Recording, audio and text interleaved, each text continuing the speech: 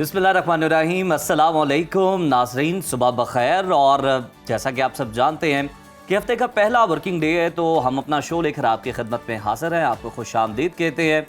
मैं हूँ उज़ैर मलिक और मेरे साथ मौजूद हैं नजफ राजा। हमें यकीन है पाकिस्तान और पाकिस्तान से बाहर हमारे तमाम देखने वाले खैर खैरियत से होंगे, मस्बत और पॉजिटिव सोच के साथ नए हफ्ते का आगाज भी कर चुके होंगे। प्रोग्राम के आगाज में एक इंटरेस्टिंग रिसर्च आपके साथ शेयर करते हैं, लेकिन उससे पहले उज़ैर बताइएगा, आप सुबह के टाइम अलार्म से उठते हैं या वैसे बॉडी क्लॉक आपको कहती है कि सुबह हो चुकी है? ये तो आपने सुबह सुबह जो है ना आते ही सवाल कर डाला, लेकिन जवाब मैं आपको उसका देता हूँ कि मैं वैसे रात को एहतियातन अलार्म तो सेट करके सोता हूँ। अच्छा। बल्कि कई बार ऐसा होता है कि उठ के चेक करता हूँ अलार्म लगाया भी यही है ना। जबरदस्त। मगर ये कि फजर के वक्त ना आपकी आँख खुद ब खुद खोल जाती है, क्योंकि हमारी एक रूटीन बन चुकी है, सेट हो चुकी है। नमाज के बाद हमने ऑफिस आना होता है, तैयारी करना होती है। फिर भी अगर कभी आंख ना खुले तो अलार्म तो उठा ही देता, वो तो फिर है ही। बिल्कुल, चलें इसी अलार्म के हवाले से कुछ इंटरेस्टिंग इन्फॉर्मेशन अपने नाजरीन के साथ भी शेयर करते हैं। नाजरीन, फ्रांस की नोट्रे डेम यूनिवर्सिटी में होने वाली एक तहकीक बताती है कि जो लोग सुबह अलार्म क्लॉक के जरिए उठते हैं, कुदरती तौर पर जागने वालों के मुकाबले में ज्यादा थकावट महसूस करते हैं। अलार्म का बटन दबाने से नींद का कुदरती साइकिल मुतासिर होता है और उसका असर दिन भर पड़ता है। इसके अलावा अमेरिका की वर्जीनिया यूनिवर्सिटी की रिसर्च बताती है कि सुबह जबरदस्ती अलार्म से उठने से ना सिर्फ झुंझुलाहट होती है, बल्कि ब्लड प्रेशर के अलावा दिल की बीमारी और फॉलिज का खतरा भी बढ़ सकता है। इतनी खतरनाक है, इतना खतरनाक है अलार्म। वैसे रजब, मेरी तो ये रूटीन है कि मैं रात को सोने से पहले खुद को बता भी देता हूँ ना, मेंटली प्रिपेयर कर लेते हैं कि जनाब तो सुबह इस टाइम उठना है, और फिर किसी और को कहने की मेरा ख्याल है जरूरत नहीं पड़ती। खुद को जब आप कह देते हैं ना कितने बजे उठना है, तो आपकी आंख एग्जैक्ट उस टाइम खुल जाती है। ये बात बिल्कुल ठीक है। तो नाजरीन, आप भी अगर अलार्म के साथ उठते हैं तो आप अलार्म की बजाय इस तरीके पर अमल करके ना सिर्फ अपनी जिंदगी को मजीद आसान और सहल बना सकते हैं, बल्कि मसाइल और बीमारियों से भी महफूज रह सकते हैं। तो हम प्रोग्राम का अब बाकायदा आगाज करते हैं इस रिसर्च के बाद, और मौसम की सूरत हाल जानते हैं नजफ से। नजफ, क्या अपडेट्स हैं? आइए मौसम आपको समझाते हैं ग्राफिक्स के थ्रू।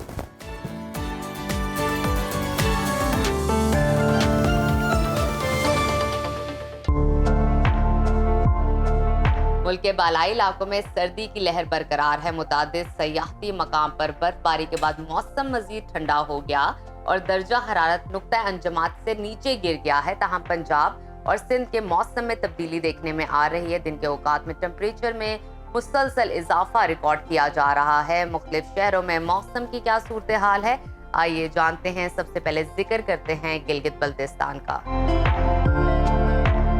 जहां खून जमा देने वाली सर्दी ने डेरे डाल रखे हैं। स्टोर में पारा -10 डिग्री तक गिर गया। गिलगित की बात करें तो वहां पर दर्जा हरारत कम से कम -8 और ज्यादा से ज्यादा 2 डिग्री रहने का इम्कान है। कलों के बादशाह स्कर्दू की तरफ चलते हैं। वहां पर दर्जा हरारत कम से कम -10 और ज्यादा से ज्यादा 60 डिग्री रहने की तवक्को है। महकमा मौसमियात ने आइंदा 24 घंटों के दौरान गिलगित बल्तिस्तान में मौसम शदीद सर्द और खुश्क रहने की पेशगोई की है। और अब रुख करते हैं आज़ाद कश्मीर की तरफ। वादी शदीद सर्दी की लपेट में है। दारुल हुकूमत मुजफ्फराबाद में कम से कम दर्जा हरारत 5 और ज्यादा से ज्यादा 23 डिग्री रहने का इम्कान है। श्रीनगर की तरफ चलते हैं। वहां पर दर्जा हरारत कम से कम जो है -6 और ज्यादा से ज्यादा 6 डिग्री रहने की तवक्को है। महकमा मौसमियात के मुताबिक आइंदा 24 घंटों के दौरान चंद मकामात पर कहर पड़ने का इम्कान भी जाहिर किया जा रहा है। और अब आगे चलते हैं, नजर डालते हैं खैबर पख्तूनख्वा के मौसम पर, जहां बेशतर अजला में शदीद ठंड है। पेशावर में दर्जा हरारत कम से कम 5 और ज्यादा से ज्यादा 24 डिग्री रहने का इम्कान है। पाकिस्तान के स्विट्जरलैंड की बात करते हैं, यानी कि सवात की, वहां पे दर्जा हरारत कम से कम -2 और ज्यादा से ज्यादा 17 डिग्री रहने की तवक्को है। महकमा मौसमियात ने आइंदा 24 घंटों के दौरान बालाई अजला में शदीद सर्दी का इम्कान जाहिर किया है।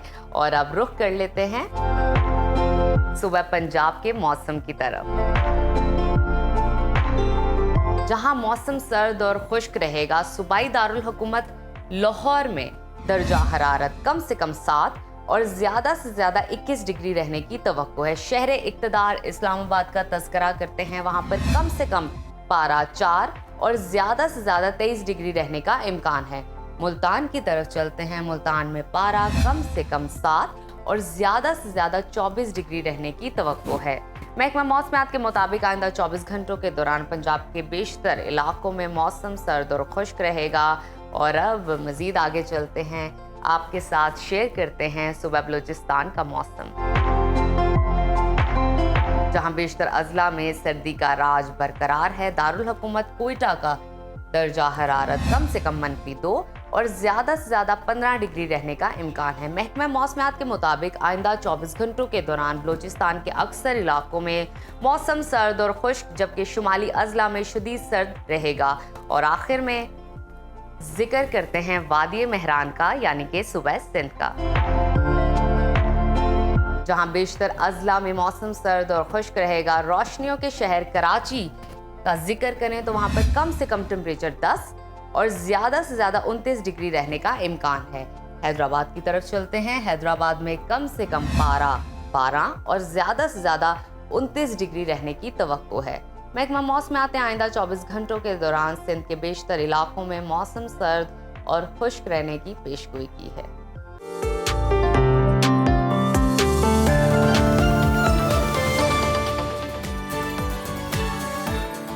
वेदर अपडेट्स आपने जानी। प्रोग्राम के सिलसिले को आगे बढ़ाते हैं, बात कर लेते हैं डिजिटल करेंसीज की। तो दुनिया भर में डिजिटल करेंसीज का रुझान तेजी से बढ़ रहा है। इसमें एक तरफ तो कुछ लोग पैसा बना रहे हैं और दूसरी तरफ बहुत से लोग रातों रात सड़कों पर भी आ रहे हैं और फ्रॉड का शिकार भी हो रहे हैं।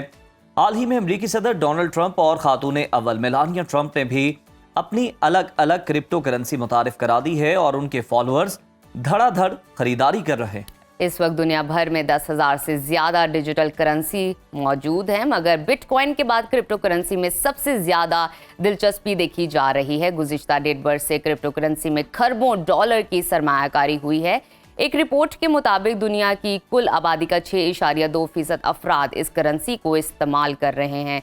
क्रिप्टो करेंसी सबसे ज्यादा एशिया में मकबूल है, जहां 65% आबादी इसको इस्तेमाल कर रही है।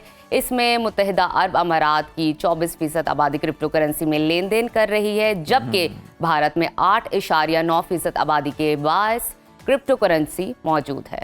अगर पाकिस्तान की हम बात करें तो यहाँ पर फिलहाल क्रिप्टो करेंसी की खरीदो फरोख्त पर हुकूमत की जानिब से पाबंदी आयद है, मगर पाबंदी के बावजूद इसमें बहुत से लोगों की दिलचस्पी बढ़ती जा रही है, क्योंकि नौजवान इसे शॉर्टकट के तौर पर देखते हैं कि इसमें आप रातों रात जो है वो अमीर हो सकते हैं, पैसे कमा सकते हैं। और जिस तरह से डोनाल्ड ट्रंप ने जब अपनी करेंसी लॉन्च की तो हमने देखा कि बड़े लोगों ने रातों रात सरमायाकारी की और बहुत से लोगों को फ़ायदा भी इसका हुआ। Federation of Pakistan chamber of commerce and industry की एक रिपोर्ट आपके साथ शेयर करें, जो कि ये बताती है कि पाकिस्तानियों के पास तकरीबन 20 अरब डॉलर से ज़्यादा, जी हाँ 20 अरब डॉलर से ज़्यादा क्रिप्टो करेंसी मौजूद है, जिसे वो पाकिस्तान में कैश नहीं करवा सकते। तो सवाल यहाँ ये पैदा होता है कि ये क्रिप्टो करेंसी है क्या, इसकी माइनिंग कैसे होती है और पाकिस्तान में इस पर पाबंदी लगाने की वजूहात क्या हैं। इसी पर बात करने के लिए हमारे साथ मौजूद हैं पाकिस्तान स्टॉक एक्सचेंज के साबिक डायरेक्टर अहमद चनाई साहब। अहमद साहब, बहुत शुक्रिया आपके वक्त का। सबसे पहले तो ये बताइएगा कि क्रिप्टो करेंसी है क्या और इसकी माइनिंग किस तरह से होती है। बिस्मिल्लाहिर्रहमानिर्रहीम, बहुत बहुत शुक्रिया। पहले तो मैं बता दूं कि मैं करंट डायरेक्टर हूं, साबिक नहीं हूं। नंबर 2, क्रिप्टो करेंसी जो है वो एक लेट्स से डिजिटल करेंसी है जो आपके पास फिजिकली तो नहीं होती, लेकिन आपके पास आपके प्लेटफॉर्म पर आपके नाम में होती है। ये फिजिकल चाहे तो फिजिकल भी मिल सकती है, लेकिन लोग इसकी डिलीवरी नहीं लेते। इसकी माइनिंग भी पीछे होती है ताकि इसका बैकअप हो, इसका सपोर्ट हो, और इसकी मार्केट मेकिंग भी होती है। देखिए, 2-3 चीज़ें बेसिक अहम है कि इस क्रिप्टो करेंसी की क्या वैल्यू है और किस तरीके से इस पे कारोबार होता है। दुनिया के मुत्तहिद मुल्कों ने जो है वो इस क्रिप्टो करेंसी को जो है वो फॉर्म ऑफ पेमेंट के तौर पे एक्सेप्ट कर लिया है, और सिर्फ यूएई में दुनिया की 27% के करीब जो है वो क्रिप्टो करेंसी का यूजेज है। इसी तरह अगर साउथ ईस्ट एशिया में देखें तो यूएई में 46% है। तो इसका मतलब ये हो गया कि दुनिया की एक बड़ी मईशत जहाँ पे बहुत सारी ट्रांजैक्शंस होती हैं, चाहे वो रियल एस्टेट ट्रांजैक्शंस हो, चाहे वो ऑयल ट्रांजैक्शंस हो, चाहे दूसरी ट्रेडिंग ट्रांजैक्शंस हो, उनमें क्रिप्टो करेंसी का इस्तेमाल जो है बड़ा आम हो गया है। सही। मुख्तलिफ किस्म की क्रिप्टो करेंसीज हैं जो पूरी दुनिया में होती हैं। पूरी दुनिया के अंदर जो है, अमेरिका में, यूरोप में, ऑस्ट्रेलिया में अहमद साहब, आपकी मौजूदगी का फ़ायदा उठाते हुए आपसे जानना चाहूँगी, हमारे नाजरीन के लिए, क्रिप्टो करेंसी में बेसिकली लेन देन कैसे होता है और इसका कंट्रोल किसके पास है? अच्छा, ये एक प्लेटफॉर्म है, ट्रेडिंग प्लेटफॉर्म है, और इसका लेन देन जो है वो आप अपने सेल पे कर सकते हैं, जहाँ पर आपके पास इसका ऐप मौजूद होता है। उस ऐप के अंदर जो है वो आपका अकाउंट बना हुआ होता है, उस अकाउंट के अंदर आप उसको खरीदते हैं, उसको बेचते हैं। क्योंकि पाकिस्तान में क्रिप्टो करेंसी की ट्रेडिंग नहीं हो सकती, आप US डॉलर के अंदर जो है वो उसको नहीं खरीद सकते। तो अमूमन होता यह है कि जो काम है कि अगर मेरे पास क्रिप्टो करेंसी पड़ी हुई है और मैं बेचना चाहता हूँ, तो मैं आपको आपके वॉलेट में दे देता हूँ और आपसे पैसे ले लेता हूँ इक्विवेलेंट टू डॉलर। ये लोगों में आपस में ये ट्रांजैक्शंस होती रहती है और उसमें आपके पास क्रिप्टो करेंसी जो है वो आती रहती है। ये आप फिर किसी और जराए से हवाला हुंडी के जरिए उस क्रिप्टो करेंसी अकाउंट के अंदर जो है जो इनका पोर्टल बना हुआ है वहाँ पर जो है वो अपनी रकम डाल देते हैं। बिल्कुल सही है अहमद साहब, पाबंदी की वजह से फिर हवाला हुंडी का भी सहारा लिया जाता है। सर, अभी ये बता दीजिए कि पाकिस्तान में क्रिप्टो करेंसी का मुस्तकबिल क्या है आपके मुताबिक, और पाकिस्तान में क्रिप्टो करेंसी को गैर कानूनी करार देने की वजह क्या है? इसमें 2-3 बेसिक चीजें हैं। एक तो अभी तक स्टेट बैंक ने इसका सरनौ जायजा इस सेंस में नहीं लिया कि इसके बैंड करने से क्या नुकसानात हैं और इसको जो है वो फ्लोट करने से क्या फायदे हैं। मैं समझता हूं कि जहां इतनी बड़ी तादाद जो FECCI ने आपको दी है कि 20 अरब डॉलर से जायद की जो है वो अमाउंट क्रिप्टो करेंसी में लोगों की लगी हुई है, तो मैं ये समझता हूं कि मैं अब अव्वल तो इस फिगर को कंफर्म नहीं कर सकता, मेरे ख्याल है उनका भी एक अंदाजा होगा, लेकिन जो सबसे अहम बात है कि एक बड़ी रकम जो है वो इसमें लगी हुई है और इस बड़ी रकम का लेन देन जो है वो हो रहा है। और मैं ये समझता हूँ कि स्टेट बैंक को इसका सरनौ जायजा लेकर इसको देखना चाहिए कि इसके क्या फ़वाइद हैं, उसके क्या नुकसानात हैं और किस तरह क्रिप्टो करेंसी को पाकिस्तान में भी नाफिजुल अमल किया जा सकता है। मैं ज़ाती तौर पे ये समझता हूँ कि अगर स्टेट बैंक ये काम करती है और लोगों के पोर्टल पे ये क्रिप्टो करेंसी की मूवमेंट होती है और लेट्स से स्टेट बैंक अपनी करेंसी लेकर आ जाती है, तो फिर ये जो लीगल ट्रांजैक्शंस हैं वो मेरे ख्याल रुक सकते हैं और ये लीगल ट्रांजैक्शन हो जाए और इसमें FPR को, हमारे मुल्क पाकिस्तान को, इसका टैक्स भी मिल सकता है उसकी इनकम के ऊपर। लोग दुनिया में इसलिए ट्रेड करते हैं कि इसकी इनकम पे बहुत ही मिनिमम टैक्स है जहाँ भी ये काम होता है और इसकी बहुत ही मिनिमम फी है ट्रांजैक्शन की, और उसमें लोगों को एक सहूलत होती है कि अगर हमने ट्रांजैक्शन भी की तो हमको बहुत थोड़ी सी जो है वो मिनिमम फी देनी पड़ती है। पाकिस्तान में भी इसका कोई निज़ाम राइज हो जाए और इतनी बड़ी तादाद में जब ये क्रिप्टो करेंसी का वॉल्यूम है तो उससे जो है ना सिर्फ स्टेट बैंक को एक फीस भी मिलेगी, मैं समझता हूँ कि ये इलीगल ट्रांजैक्शन भी है वो ख़त्म हो जाएगी। तो अहमद साहब, अगर ये पाकिस्तान की जानिब से इसको अगर इल्लीगल करार दिया जाता है, फॉर इंस्टेंस, तो आप क्या देखते हैं पाकिस्तान को किन किन मुश्किलात का सामना करना पड़ सकता है फाइनेंस और इकोनॉमी के अकॉर्डिंगली? देखिए, इस वक्त तो पाकिस्तान में इसकी लीगल ट्रांजैक्शन अलाउ नहीं है और अगर इसको लीगल करार दिया जाए तो मैं समझता हूँ कि फिर इसको थोड़ा रेगुलेट कर लिया जाए और उस रेगुलेशन से जो है वो पाकिस्तान को फायदा ही हो सकता है कि पाकिस्तान का वैल्यूएबल फॉरेन एक्सचेंज बाहर जाने से भी बच सकता है, नंबर एक, और इसके बाद हमारे पास इसकी डॉक्यूमेंटेशन भी हो सकती है और तीसरा इसकी फीस भी मिल सकती है। तो ये तीनों चीज़ें जो हैं वो गौरतलब हैं, उसको देखना चाहिए, उस पर जो है वो अमल करने के लिए जो है वो एक पॉलिसी बोर्ड भी बनाना चाहिए और वो पॉलिसी जो है वो उसको लेकर आगे बढ़े। बिल्कुल सही है, पॉलिसी बननी चाहिए और उसको लेकर आगे भी चलना चाहिए। अहमद साहब, जरा ये भी बता दीजिए, हम भी देखते हैं कि सोशल मीडिया पर बहुत से लोग हैं जो कि ये काम करते हैं और वो जनाब वो लगा भी रहे होते हैं, अपनी वीडियोस में बता रहे होते हैं, बहुत एग्जैजरेट भी कुछ कर रहे होते हैं कि जनाब हमने रातों रात इतने पैसे कमा लिए, ये हो गया वो हो गया। तो नौजवान देख के बड़ा इंस्पायर होते हैं, शॉर्टकट देखते हैं उसे। क्रिप्टो करेंसी की खरीदो फरोख्त में रिस्क फैक्टर कितना होता है? देखिए, रिस्क फैक्टर तो अपनी जगह पे बहुत बड़ा है। आपकी जो भी इन्वेस्टमेंट है वो आप लिवरेज पे अगर कर रहे हैं तो लिवरेज पे करने की वजह से आपका जो है वो एक मखसूस अमाउंट पे जाकर आपका जो है वो सौदा वाइप ऑफ हो जाता है। जब आपका कॉन्ट्रैक्ट वाइप ऑफ हो जाता है तो आपके सारे पैसे जा सकते हैं। लेकिन जो मैंने है कि लोग इसमें जब ट्रांजैक्शंस करते हैं तो वो ट्रांजैक्शन जो हैं वो टोटल जो है वो डिलीवरी बेस पे करते हैं। डिलीवरी बेस पे का मकसद ये है कि लेट से आपने $10,000 की ट्रांजैक्शन की है तो $10,000 की ही क्रिप्टो करेंसी आपने दी है। अब सिर्फ आपका जो इसमें रिस्क फैक्टर है वो ये रहता है कि ये क्रिप्टो करेंसी का दाम नीचे चला जाए और जितना नीचे जाता जाएगा उतने आपके पैसे घटते जाएंगे। लेकिन लॉन्ग टर्म इसमें ये है कि लॉन्ग टर्म अगर आपने इसको होल्ड ऑन किया हुआ है तो कहीं ना कहीं जब इसका बढ़ेगा तो आपको जो है वो इसमें फायदा ही होगा, नुकसान शायद कम हो जाए। तो जाहिर है अगर आप फ्यूचर पे बुकिंग करेंगे तो आपका पूरा नुकसान है, और अगर आप स्पॉट ट्रेडिंग करते हैं तो ट्रेडिंग में जो है वो आपका प्लस या माइनस हो सकता है।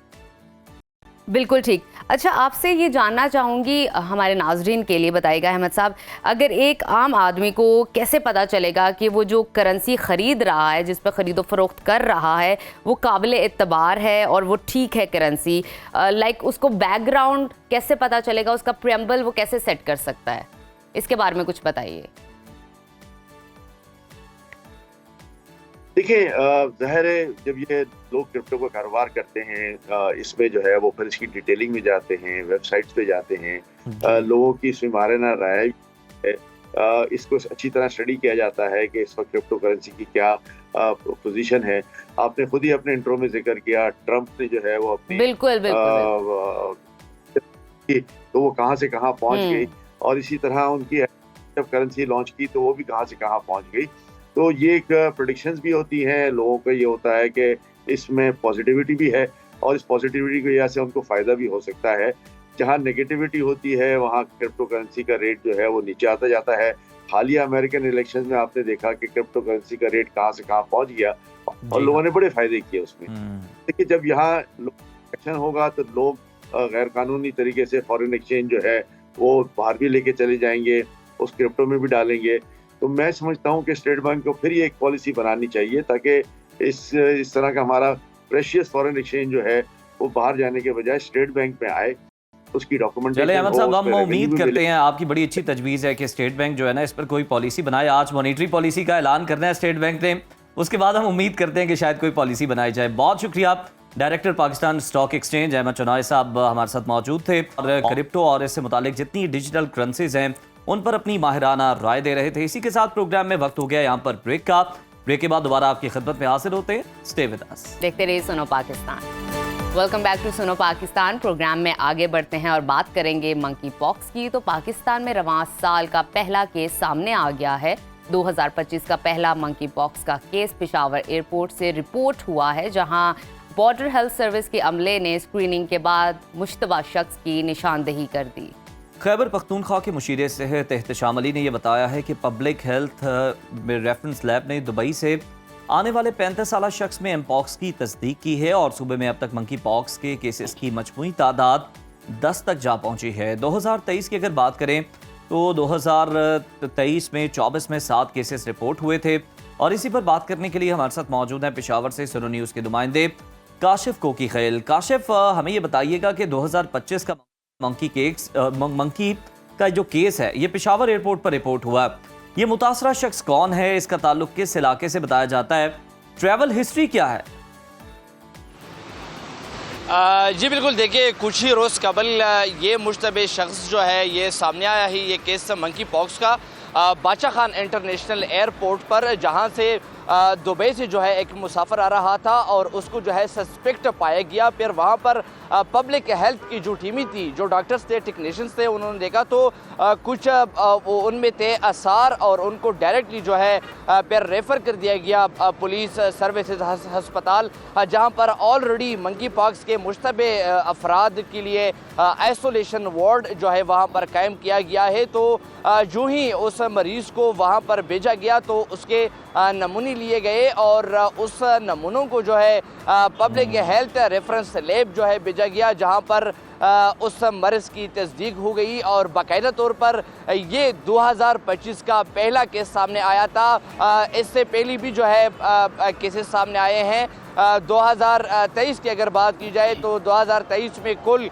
2 केसेस सामने आए थे और इसके अलावा 2024 में जो है फिर कुल 7 केसेस आए थे और 2025 में अब ये पहला जो है ये केस सामने आया है। टोटल बिल्कुल ठीक। काशिफ को भी हमें इस हवाले से आगाह कीजिएगा डिटेल में कि एमपॉक्स से मुतासरा शख्स को इलाज के लिए किस हॉस्पिटल में मुंतकिल किया गया और क्या मुतासरा शख्स के पास के साथ जो मुसाफिर थे, जो सफ़र कर रहे थे लोग, उनका क्या पता चल सका है? उनकी स्क्रीनिंग कब शुरू होगी? जी बिल्कुल, महकमा सेहत का यही कहना है कि मुश्तबे अफराद के जितने भी कॉन्टैक्ट्स थे या जितने भी उनके राब्ते थे या जो साथी थे उनके दिगर, उनको भी चेक किया गया। लेकिन ये मर्ज़ जो है अगरचे ये दूसरों को मुंतकिल होने वाली बीमारी है, लेकिन दूसरे लोगों में जो है ये नहीं पाया गया ये मर्ज़। और फिर इस मरीज़ को, मुश्तबे मरीज़ को फिर रेफ़र किया गया आइसोलेशन वार्ड में, और ये आइसोलेशन वार्ड है पुलिस सर्विसेज अस्पताल में। और बाकायदा तौर पर पुलिस सर्विसेज अस्पताल के आइसोलेशन वार्ड में इस मरीज़ का इलाज जो है वो जारी है। और अब ये कहा जा रहा है अस्पताल इंतज़ामिया की जानिब से कि मरीज़ की हालत जो है अब स्टेबल है और कुछ ही दिनों में जो है मरीज़ सेहतयाब हो चुका है। काशिफ, ये भी बताइएगा कि बैरून मुल्क से आने वाले मुसाफिरों की जो स्क्रीनिंग है उसके लिए हुकूमती इक़दामात कितने तसल्ली बख्श हैं? और साथ ही ये बताइए, जिस तरह आपने बताया कि अस्पताल मुंतकिल किया गया, तो ये भी बताइएगा आइसोलेट किया गया है और क्या बेहतरीन तिब्बी सहूलियात वहाँ फराहम की जा रही हैं? बिल्कुल ऐसा ही है। महकमा सेहत की जानिब से बाकायदा तौर पर ख्याल रखा जा रहा है। जितनी भी यहाँ पर हस्पताल हैं और साथ में से बचा खान इंटरनेशनल एयरपोर्ट की अगर बात की जाए तो वहाँ पर 8 डॉक्टर्स और 10 से ज़्यादा टेक्नीशियन पर मुश्तमिल एक टीम जो है वहाँ पर काम कर रही है और बाकायदा तौर पर स्क्रीनिंग का अमल वहाँ पर हो रहा है और देखा जा रहा है मुश्तबे अफराद को। इसके साथ साथ अस्पताल में फिर जो मुश्तबे अफराद सामने आते हैं उनको फिर पुलिस सर्विसेज अस्पताल मुंतकिल किया जाता है, जहाँ पर एमपॉक्स के मुश्तबे अफराद के लिए खसूसी वार्ड्स कायम हैं और वहाँ पर इनकी देखभाल जो है वो की जाती है और बाकायदा तौर पर जितनी भी तिब्बी इमदाद है वो दी जा रही है। फ़िलहाल तो ये कह सकते हैं कि महकमा सेहत की जानिब से जो इक़दामात है वो तसल्ली बख्श है और जितनी भी 10 के 10 मरीज़ हैं अब तक वो सेहतयाब हो चुके हैं, रिकवर हो चुके हैं। बिल्कुल ठीक। काशिफ कोकी, बहुत शुक्रिया आपकी मालूमात का, आपने आगाह किया हमें मंग के हवाले से कि अभी ये पहला केस रिपोर्ट हुआ है, लेकिन हमारी मालूमात के हवाले से ये 10वां केस भी है। और देखना ये है कि इससे पहले 9 केसेस जो रिपोर्ट हुए थे उस पर क्या तहकीकात है, वो लोग कौन से थे, वो कहाँ पे मौजूद है, क्या अभी तक उन्होंने कोई सफ़र किया या नहीं। बिल्कुल। अभी नाजरीन वक्त हुआ है छोटी सी ब्रेक का, कि हिम्मत जाइए, देखते रहिए सुनो पाकिस्तान। Welcome back. नाजरीन, दुनिया में कुछ लोग ऐसे भी हैं जिन्हें हुरूफ और लफ्ज़ों को पहचानने और उनके दरमियान छुपे राज़ों को समझने में मुश्किल दरपेश होती है। वो अल्फाज को देखते हैं लेकिन उन्हें वैसे नहीं समझ पाते जैसे हम और आप समझते हैं। दरअसल ये कोई बीमारी नहीं बल्कि एक अनोखा चैलेंज है जिसे हम डिसलेक्सिया कहते हैं। 2007 में रिलीज होने वाली भारतीय फिल्म तारे ज़मीन में भी आमिर खान ने इसी दिमागी कैफियत को मौजू बनाया। नाजरीन, इंटरेस्टिंग बात आपके साथ शेयर करते हैं। दुनिया के कई कामयाब लोग जैसे Albert Einstein, Leonardo da Vinci, इसके अलावा स्टीव जॉब्स, सिल्वेस्टर स्टेलोन और टॉम क्रूज जैसे लोगों ने भी ना सिर्फ डिसलेक्सिया के साथ ज़िंदगी गुजारी बल्कि अपनी कामयाबियों से दुनिया को हैरान कर दिया। 1968 से में पहली बार इस दिमागी हालत को डिसलेक्सिया का नाम दिया गया, जबकि पहले इससे वर्ड ब्लाइंडनेस कहा जाता था। लेकिन अफसोस की बात यह है कि हमारे यहाँ आज भी बहुत से लोग इसके बारे में नहीं जानते। हम आज इसी अहम टॉपिक पर बात करने जा रहे हैं और जानेंगे कि डिसलेक्सिया की असल हकीकत क्या है, वजूहात और इलामात क्या हैं और डिसलेक्सिक अफराद के साथ हमारा रवैया कैसा होना चाहिए। तो हमारे साथ प्रोग्राम में मौजूद हैं हमारे नफ्सियात डॉक्टर उसामा बिन जुबैर। डॉक्टर साहब, वेलकम टू सुनो पाकिस्तान। सबसे पहले तो हमें ये बता दीजिए कि ये डिसलेक्सिया क्या है और किस तरह दिमागी कारकर्दगी पर असरअंदाज होता है। जी, thank you so much for having me on the show. देखेंगे 2 लफ्ज़ हैं, डिस और लेक्सिया। डिस का मतलब है डिफ़िकल्टी, लेक्सिया का मतलब है रीडिंग। सो इन बच्चों को पढ़ने में, लिखने में, कुछ चीज़ों को समझने में जिनमें पढ़ना और लिखना इन्वॉल्व होता है उसमें थोड़ी सी मुश्किल होती है। कुछ लोगों को थोड़ी मुश्किल होती है, कुछ को ज़्यादा होती है, जबकि बाकी इनका सारा दिमाग और उसकी प्रोसेसिंग ऑलमोस्ट ठीक होती है या शायद बाकी लोगों से भी बेहतर होती है। बिल्कुल ठीक। डॉक्टर साहब, एक तो आपने ये थोड़ा सा प्रिसाइजली एक्सप्लेन किया इसकी इलामात के बारे में, मुझे ज़रा थोड़ा सा इन डिटेल बताइएगा हमारे नाजरीन के लिए, ताकि उस्ताज़ा और हमारे जो वालिदैन हैं वो समझ सकें अगर उनके बच्चे को इस तरह की प्रॉब्लम है कि किस तरह के सिम्टम्स रूनमा होते हैं।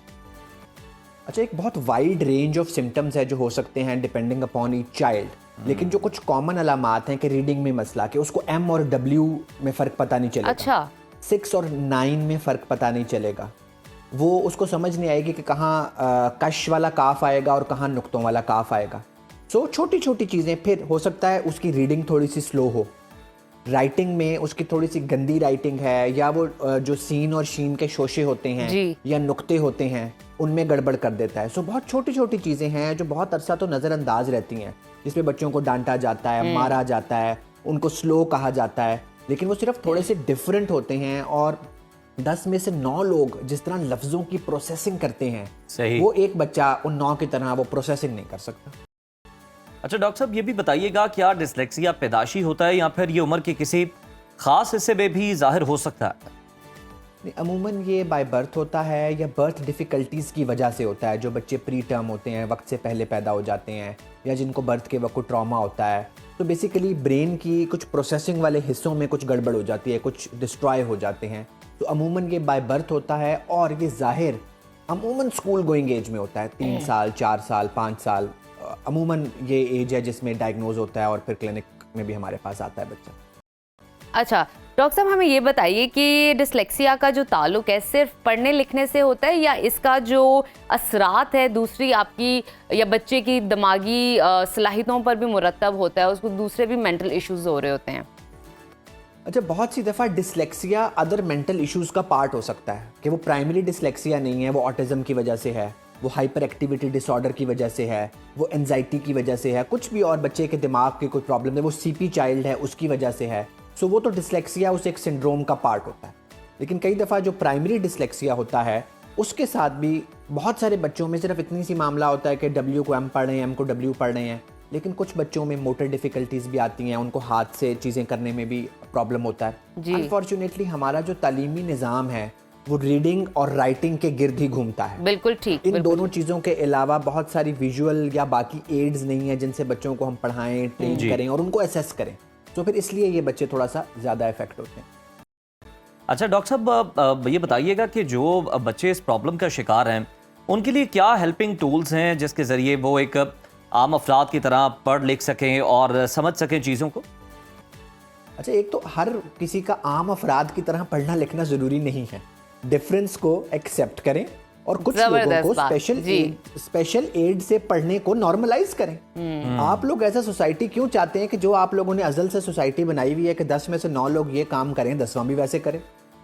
फिर आप लोग खुद बताते हैं जी, वो तारे ज़मीन की मिसाल दी, तारे ज़मीन पे की, और स्टीफन हॉकिंग की मिसाल दी। सो जिसने आउट ऑफ द ऑर्डिनरी कुछ करना है वो पहले भी आउट ऑफ द ऑर्डिनरी बन के ही चलेगा स्कूल लेवल में, वो 10 में से 9 की तरह नहीं होगा। लेकिन डॉक्टर साहब, मैं इसी बात से रिलेट करना चाहूँगी, ये जो आपकी थॉट है बहुत पॉजिटिव है, मस्बत है, लोग समझते हैं कुछ लोग, लेकिन बहुत सारे लोग नहीं भी समझेंगे, वालिदैन नहीं समझेंगे। कैसे हम इस थॉट को, पॉजिटिव थॉट को दूसरों के माइंड में भी एक्सेप्टेंस के लिए ला सकते हैं, ताकि आपका बच्चा अगर किसी भी चीज़ में आगे है, उम्दा है, बेहतरीन कारकर्दगी है उसकी, तो उसको रहने दें, वैसे क्रिएटिविटी को परफॉर्म करने दें। कैसे हम ये कर सकते हैं?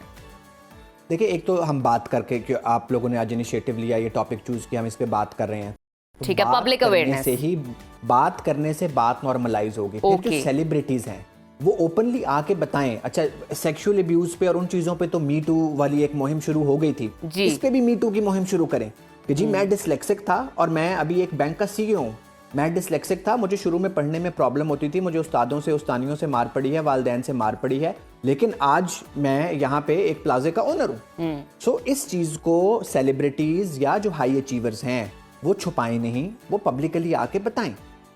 और दूसरा, कंपैरिजंस जो वालिदैन करते हैं, एक तो आजकल तो मैं कहता हूँ एक पब्लिक सर्विस मैसेज है कि बच्चा एक ही पैदा करें, लेकिन अगर आपने एक से ज्यादा पैदा किया हुआ है तो उनके दरमियान कंपैरिजन ना करें। बिल्कुल ठीक।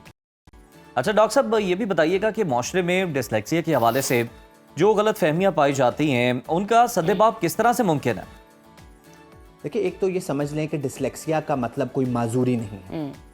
डिफरेंट होने को नॉर्मलाइज करें। अगर Very उसको MW नजर आ रहा है, उस W को M बनाना है, तो उस पर थोड़ी सी ज्यादा मेहनत करनी पड़ेगी। विजुअल एड्स आती हैं, अब तो सॉफ्टवेयर्स आ गए हैं। अब तो डिसलेक्सिया के बच्चों के मैनेजमेंट प्लान में हम AI को शामिल कर सकते हैं। हम कंप्यूटर की एप्स को, मोबाइल एप्स को, उनको शामिल कर सकते हैं कि speech to text, text to speech, थोड़ी सी ज्यादा एफर्ट। और फिर ये भी समझें, एक चीज होती है जिसको हम कहते हैं सेवेंट सिंड्रोम। सेवेंट सिंड्रोम क्या होता है कि इन बच्चों में अल्लाह ताला ने अगर एक चीज कम या मुख्तलिफ रखी है तो कोई एक चीज बहुत ज्यादा भी रखी होगी। सो मिल के वालिदैन, असातिज़ा और मुआशरा उस चीज को ढूंढें, डिफरेंस को एक्सेप्ट करें, जो चीज एक्स्ट्रा है उसको ढूंढें और थोड़ा सा इस बच्चे को नियर नॉर्मल करके, थोड़ा सा ये आपके करीब आ जाएगा, थोड़े से आप इसके डिफरेंट होने को एक्सेप्ट करें और गाड़ी आगे चलाएं। बहुत ही बेहतरीन और ख़ूबसूरत किस्म का आपने अभी मशवरा दिया वालिदैन को भी, उस्ताज़ा को भी। बहुत शुक्रिया डॉक्टर साहब आपकी मौजूदगी का। आप हमेशा हमारी रहनुमाई करते हैं मसाइल के हवाले से, डिजीज़ के हवाले से, प्रॉब्लम्स के हवाले से, और बहुत अच्छा लगता है आपसे बात करके। और मसाइल को हल करने के लिए डॉक्टर साहब की जो अप्रोच है ना, वो बिल्कुल डिफरेंट है, पॉजिटिव बड़ी है, यूनिक चीज़ हमें जो है ना वो सीखने को मिलती है, देखने को मिलती है। तो नाज़रीन, यहाँ पर वक्त हुआ चाहता है ब्रेक का। ब्रेक के बाद दोबारा आपसे मुलाकात होगी। देखते रहिए सुनो Pakistan. Welcome back after the break. बात कर लेते हैं मुल्क की सियासत की, जिसके बिना सब कुछ अधूरा है। तो जनाब, गैर यकीनी की सूरत हाल ताहाल बरकरार दिखाई दे रही है। हुकूमत और अपोजिशन के दरमियान मुज़ाकराती अमल डेडलॉक का शिकार है। ताहम PTI ने हुकूमत के साथ दोबारा मुज़ाकरात शुरू करने का मशरूत इंदिया दिया है। बैरिस्टर गौहर खान ये कहते हैं कि मुज़ाकराती अमल बाज़ाब्ता तौर पर ख़त्म हो चुका। अगर अब भी हुकूमत संजीदगी दिखाए और कमीशन का ऐलान कर दे और TORs पर बैठने का कहे तो इस पर बानी PTI से बात कर सकते हैं। दूसरी जानिब हुकूमत की मुज़ाकराती कमेटी के तर्जुमान सेनेटर इरफान सदीकी ने दो टोक अल्फाज में पैगाम दे दिया है कि 7 दिन से पहले ना तो कोई जवाब देंगे और ना ही कमीशन का ऐलान करेंगे। हम तमाशा बनने को तैयार नहीं। 28 जनवरी को मुज़ाकराती कमेटियों का इजलास होगा, बैठेंगे और कमीशन का जवाब मुज़ाकराती नशिस्त में देंगे। दूसरी जानिब कराची के ताजरों का बड़ा मुतालिबा सामने आया है। कराची के ताजर वज़ीर आला पंजाब मरियम नवाज की कारकर्दगी से बहुत मुतासिर दिखाई देते हैं और गुज़श्ता रोज़ उन्होंने वफाकी वज़ीर एहसन इकबाल से ये मुतालिबा कर डाला कि मरियम नवाज को हमें दे दें और उन्हें सिंध का आप वज़ीर आला बना दें, और हमारे जो सिंध के वज़ीर आला हैं मुराद अली शाह, उनको आप पंजाब ले जाएं। इसी तमाम तर सूरत हाल पर बात करने के लिए हमारे साथ मौजूद हैं मुस्लिम लीग ज़िया के सरबराह और हुकूमत की मुज़ाकराती कमेटी के रुकन एजाजुल हक साहब। बहुत शुक्रिया एजाजुल हक साहब आपके वक्त का। PTI तो ये ऐलान कर रही है कि मुज़ाकराती अमल बाज़ाब्ता तौर पर ख़त्म हो चुका है। आप हुकूमत की मुज़ाकराती कमेटी का हिस्सा भी हैं, तो ये बता दीजिएगा कि PTI के मुतालिबात आपको लगता है कितने दुरुस्त हैं, उस पर आपकी राय क्या है? देखिए, मुतालबात तो हर किसी के अपने अपने होते हैं। तो दूसरी तरफ से ये कहना जी कि नाजायज़ हैं, तो हम तो ये नहीं कह सकते कि जायज़ हैं या नाजायज़ हैं, लेकिन हमने ये देखना है कि जिसको वो जायज़ कह रहे हैं क्या वो काबिल अमल है कि नहीं है। और इसलिए हम चाह रहे थे कि एक जवाब तैयार करते और फिर उनके साथ हम बैठते 28 तारीख को, और वहाँ पर बैठकर हम उन्हें बताते जी कि ये हमारे मसाइल हैं या नहीं हैं। फिर वो बताते हमें जी कि ये इस तरह नहीं, इस तरह हो सकता है। तो लीगली उस मसले को आगे लेकर चलना था। तो जहाँ जहाँ पर कोई कमी पेशी होती तो कोई बाहमी रास्ता निकाल लेते बीच में से। बिल्कुल ठीक। एजाज साहब, हमें ये भी बताइएगा कि हुकूमत ने स्पीकर को 28 जनवरी को मुज़ाकराती कमेटियों का इजलास बुलाने का कह दिया है। हुकूमत का क्या जवाब होगा, इस बारे में आगाह कीजिए। और क्या हुकूमत जुडिशल कमीशन बनाने जा रही है, क्या लगता है आपको? इस तरह तो नहीं बनेगा। कोई डेडलाइंस अगर देंगे या आप डिक्टेट करेंगे तो मेरा नहीं ख्याल कि फिर हुकूमत जो है वो इस पर अमल दरामद करेगी। अगर वहाँ बैठकर मुज़ाकरात के ज़रिए हल निकाल कर आगे चलना चाहेंगे तो वो रास्ता बिल्कुल मैं समझता हूँ कि आसानी से काबिल अमल हो सकता है। एजाज साहब, एक तरफ तो इरफान सदीकी साहब ये कहते हैं कि कमीशन बनाना हमारे लिए कोई मुश्किल काम नहीं है, दूसरी तरफ कमीशन बनाने से इनकार भी हो रहा है। जुडिशल कमीशन बनाने में आखिर रुकावट क्या है? जुडिशल कमीशन बनाने में कानूनी तौर पर देखें, मैंने इस पर हमारी अभी मुशावरत जारी थी और हतमी मुशावरत होनी थी जुमे वाले दिन। जुमेरात को मुज़ाकरात कॉल ऑफ कर दिए गए तो वो मीटिंग नहीं हो सकी।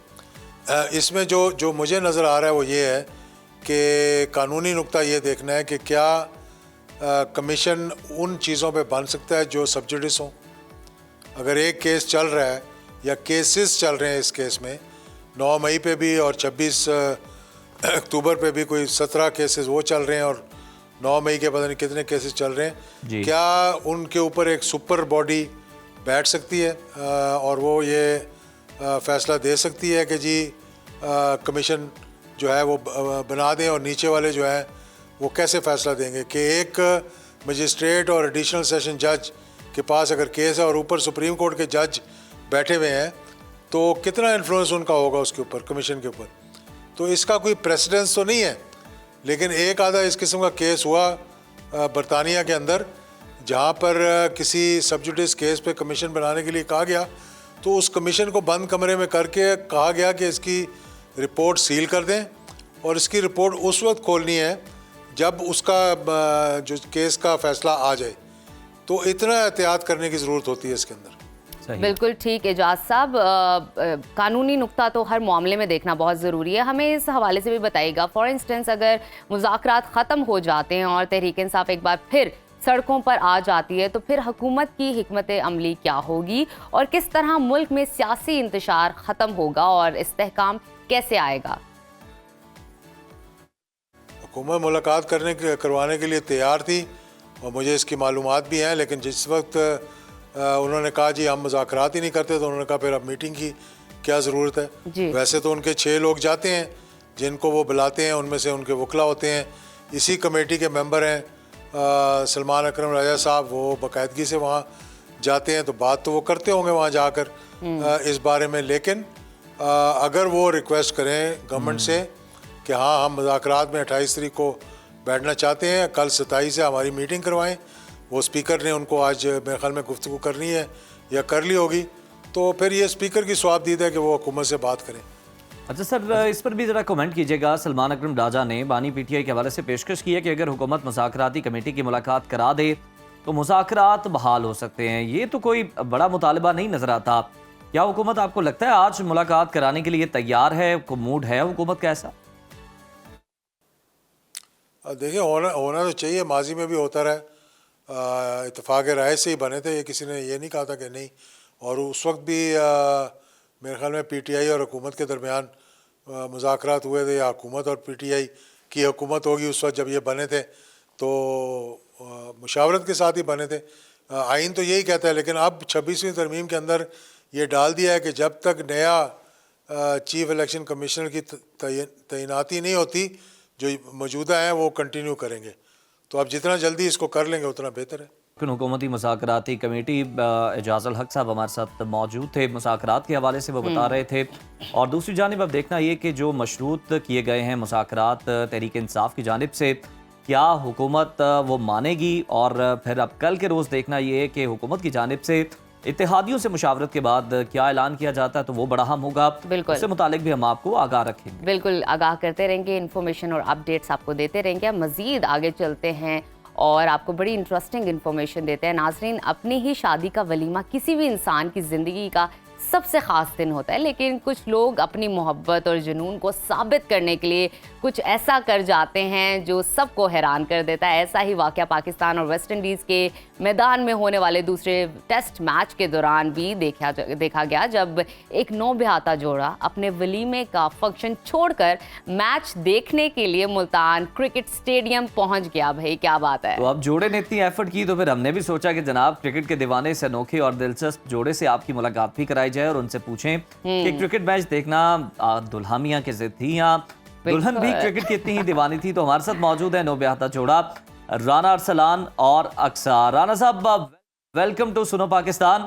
सबसे पहले तो आपको हमारी तरफ से शादी की बहुत बहुत मुबारकबाद। हमें ये बताएं कि अपना ही वलीमा छोड़कर मैच देखने का ख्याल किस तरह आया? कहीं इस तरह तो नहीं हुआ कि बारात में आपको अब मैच के टिकट तोहफे में मिले तो आपने कहा इनको यूटिलाइज कर लिया जाए अगले दिन?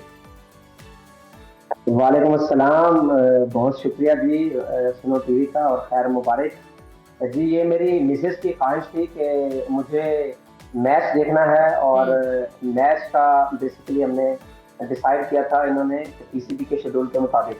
अच्छा, पीसीबी के शेड्यूल को मद्देनजर रखते हुए शादी की डेट तय हुई थी। वैसे मेरी शादी जो है वो दिसंबर में डिसाइड हुई थी, लेकिन मेरी मिसेस को बहुत ज़्यादा शौक है क्रिकेट देखने का। इनका फैसला था कि पीसीबी के शेड्यूल के मुताबिक उन्होंने जनवरी में शादी रखी है।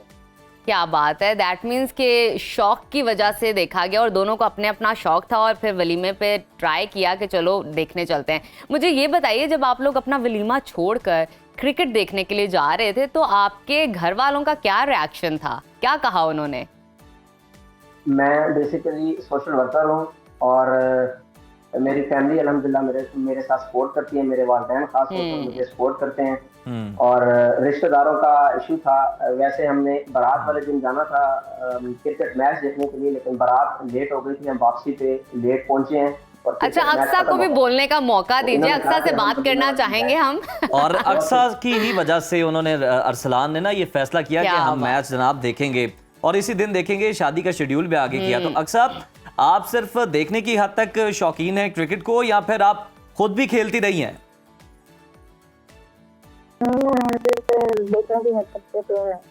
अच्छा, क्या बात। अच्छा अक्सा, मुझे ये बताइए, वलीमे पे तो लड़कियों को इतना शौक होता है कि वो शूट कराएं, वीडियोग्राफी कराएं, फोटोशूट प्रॉपर हो, भाई मेकअप उनका मत हिले। लड़कियों के तो ये शौक होते हैं, ये आपको कहाँ से शौक आया कि यार मैंने तो मैच देखने जाना अपने वलीमे वाले दिन? जी, मुझे बचपन से ही लाइव मैच देखने का शौक था। अच्छा। हस्बैंड से ये फरमाइश की थी कि मुझे लाइव मैच देखना है, तो उन्होंने दिखाया, इसलिए मैं उनको थैंक्स कहना चाहती हूँ। उसके बाद फिर फोटोशूट भी हुआ, वो शाम के टाइम में। अच्छा अक्सर ये भी हमें बताएं, और आप दोनों बल्कि ये बताएं, मुश्तरका जवाब दे दें कि जब आप लोग स्टेडियम पहुंचे तो वहां पर जो शायकीन क्रिकेट मौजूद थे, उनका क्या रिएक्शन था, वो कितना हैरान हुए आप लोगों को देखकर? बहुत से लोगों ने हमारे साथ सेल्फियां भी बनाई हैं और टिकटॉक वीडियो भी बनाई हैं और सोशल मीडिया पे भी आपने देखा होगा, मैंने भी देख रहा था, बहुत से लोगों के अच्छे कमेंट्स भी आ रहे हैं, बहुत से लोगों के बैड कमेंट्स भी आ रहे हैं। और मैं बहुत ज़्यादा हैप्पी हूँ अपनी मिसेस के साथ मैच देख के, बहुत ज़्यादा खुश हूँ। अच्छा, मुझे ये बताइए, आप दोनों के पसंदीदा पाकिस्तानी खिलाड़ी कौन है और क्या कभी आपको मौका मिला उनसे मुलाकात करने का? मेरा फेवरेट प्लेयर बाबर आजम है और मेरी विश थी कि जिस दिन हम मैच देखने गए हैं कि उनसे मुलाकात हो, लेकिन नहीं हो सकी। अच्छा। लेकिन मुझे उनसे मिलने की उम्मीद है और मुझे शौक है उनसे मिलने का। अच्छा, ये भी बताइए कि आगे चैंपियंस ट्रॉफी भी है और वो पाकिस्तान में हो रही है, तो उसके लिए क्या आपने तैयारी की है? कोई अभी से प्लान बना लिया आप दोनों ने कि हमने मैचेस उसके देखने हैं? जी, इन्होंने शेड्यूल के मुताबिक प्लान ऑलरेडी बनाया हुआ है। अच्छा, वाह। पाकिस्तान में, कराची में, लाहौर में अगर मैच हुए तो जरूर देखेंगे, अगर बाहर मुल्क में भी हुए तो मैं कोशिश करूंगा कि इसको मैच दिखाने की। चलिए, आखिर में मुझे जरा ये बता दीजिए कि पाकिस्तानी क्रिकेट टीम को कुछ कहना चाहते हैं, कोई मैसेज देना चाहते हैं, कोई बात आपके माइंड में हो, दिल में हो, जो शेयर करना चाहें? जी, मैं पाकिस्तानी टीम को ये मैसेज देना चाहती हूँ कि आगे चैंपियन ट्रॉफी आ रही है तो वो उसके लिए अपना 100% दें और ये ट्रॉफी लेकर आएं। इंशाल्लाह। चलें जी, जबरदस्त मैसेज आ गया। बहुत शुक्रिया अरसलान और अक्सा, आपको फिर बहुत बहुत मुबारकबाद। और यकीनन लोगों ने बड़ा सराहा, बड़ी पिक्चर्स इनके साथ वहाँ पर जो शायकीन क्रिकेट मौजूद थे उन्होंने खिंचवाई भी, वीडियोस भी बनवाई टिकटॉक की और बड़ी वायरल हुई, लोगों ने बड़ा पसंद किया, बड़े पॉजिटिव कमेंट्स लोगों ने दिए और मेरा ख्याल है इनकी शादी जो है ना ये यादगार बन गई, यादगार है बिल्कुल। और हमेशा ये याद रखेंगे कि हमने वलीमे पे लाइव मैच देखा था। क्या बात है। तो इसी एक अच्छी और इंटरेस्टिंग न्यूज के साथ लेते हैं छोटी सी ब्रेक, कहीं मत जाइएगा क्योंकि ब्रेक के बाद बहुत कुछ बाकी है। स्टे विद अस, देखते रहिए सुनो पाकिस्तान। वेलकम बैक टू सुनो पाकिस्तान। नाजरीन, प्रोग्राम में अब वक्त हुआ है हमारे सेगमेंट हॉरोस्कोप का, जिसमें हम जानते हैं मुख्तलिफ स्टार्स के हवाले से जो लोग ताल्लुक रखते हैं उनका ये हफ्ता कैसा गुजरेगा। तो हमारे साथ हमेशा की तरह मौजूद है मारूफ एस्ट्रोलॉजर और टैरो कार्ड रीडर दाऊद जी। दाऊद साहब, सर वेलकम टू सुनो पाकिस्तान, कैसे हैं आप? दाऊद साहब, पहले तो हमें यही बताएं कि जो 12 सितारे हैं, तो हम मेरा ख्याल है पहले सितारे से ही शुरू करते हैं। बिल्कुल। और बताइए कि कैसा रहने वाला ये हफ्ता। तो जनाब, इस वीक में क्या क्या तब्दीली होने जा रही है एरीज वालों के ना सिर्फ आपकी स्टोरी ऑफ द वीक बल्कि हर स्टार का जॉब, बिजनेस, कैरियर और ट्रैवल, एजुकेशन और हेल्थ भी बताई जाएगी। वाह वाह, मुकम्मल पैकेज है, यानी मुकम्मल पैकेज है। आपने जरा अपने स्टार को मुकम्मल देखना है। अगर आप तालिब इल्म हैं तो भी आपने फैसला करना है, क्या करने हैं फैसले, जॉब, बिजनेस, कैरियर, सब फैसले आपको इसी में मिलेंगे। तो चलते हैं जनाब, एरीज बुर्ज हमल, story of the week. Aries वालों की इस वीक की क्या स्टोरी रहेगी, क्या मामलात रहेंगे। तो एरीज वाले इस वीक में सोच विचार करते हुए नज़र आ रहे हैं। अच्छा जी, अगर आप प्लान कर रहे हैं कोई तो ज़रूर कर लीजिए, बट यहाँ पे एहतियात ज़रूर करनी है। कहीं ना कहीं आपके मामलात रोके जा सकते हैं, प्रॉब्लम क्रिएट की जा सकती है, बल्कि एंड ऑफ द वीक में आप अपनी ख्वाहिशें पूरी कर ही लेंगे। अगर हम जॉब और बिज़नेस की बात करें तो जॉब और बिज़नेस में नई अपॉर्चुनिटीज़ आएंगी एरीज़ वालों के लिए। और अगर हम मोहब्बत की बात करें तो द डेवल मौजूद है, मोहब्बत में परेशानी और नेगेटिविटी मिल सकती है। और ट्रैवलिंग की बात करें तो ट्रैवलिंग अगर आप कोई रूहानी मामलात या रूहानी सिलसिले में करना चाहते हैं तो ज़रूर कीजिएगा। और एजुकेशन तलबा तालबात के ऊपर बर्डन बढ़ सकता है तालीम का। और हेल्थ की बात करें तो हेल्थ आप लोगों की ज़बरदस्त नज़र आ रही है। इस वीक में आप लोगों ने या अल्लाहु या रहीमो या करीम 41 टाइम रोज़ाना पढ़ना है, उससे आपकी हेल्प होगी। और एरीज़ वालों का मैसेज है, इस वीक का मैसेज है जनाब रिकंसीडर का। और जनाब नेक्स्ट होरोस्कोप है मेरे पास टॉरस बुरसौर 21 अप्रैल था 21 मई। तो story of the week, Taurus वालों की इस वीक की स्टोरी ऑफ द वीक की बात करें तो टॉरस वाले इस वीक में बड़े स्ट्रेट फॉरवर्ड फैसले करते हुए नज़र आ रहे हैं। आप के मामलात में जो कुछ डिले है वो डिले दूर होगा, कामयाबियां मिलेंगी। और अगर आप कहीं अपने फंक्शन से मुतल्लिका, फैमिली से मुतल्लिका जाना चाहते हैं तो एंड ऑफ द वीक में हालात साजगार नज़र आएंगे। अगर हम आप लोगों के जॉब और बिज़नेस की बात करें तो कामयाबी है। और अगर हम मैरिज और रिलेशन की बात करें तो प्रॉब्लम क्रिएट हो सकती है, नेगेटिविटी आ सकती है। ट्रैवल आप लोग कर सकते हैं इस वीक में। एजुकेशन तलबा तालबात की बहुत ज़बरदस्त है। और जनाब हेल्थ की बात करें तो हेल्थ का आपको सेहत का ख्याल करना है। इस वीक में बिस्मिल्लाहिर्रहमानिर्रहीम 41 टाइम रोज़ाना आपके मामलात को बड़ा ज़बरदस्त रखेगा। नेक्स्ट हॉरोस्कोप है जनाब जेमिनी। और जेमिनी 22 मई था 21 जून डेट ऑफ बर्थ, सियारा तारत। जेमिनी वालों की इस वीक की स्टोरी ऑफ द वीक की बात करें तो जेमिनी वाले इस वीक में बहुत पॉजिटिव देख रहे हैं अपने आप को।